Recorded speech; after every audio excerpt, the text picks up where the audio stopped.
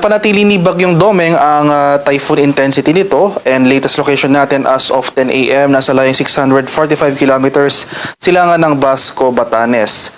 May taglay pa rin itong lakas ng hangin na malapit sa gitna na umaabot ng 120 kilometers per hour at pagbugso na umaabot ng 150 kilometers per hour. Yung movement nito sa kasalukuyan ay north-northwestward sa bilis sa 15 kilometers per hour.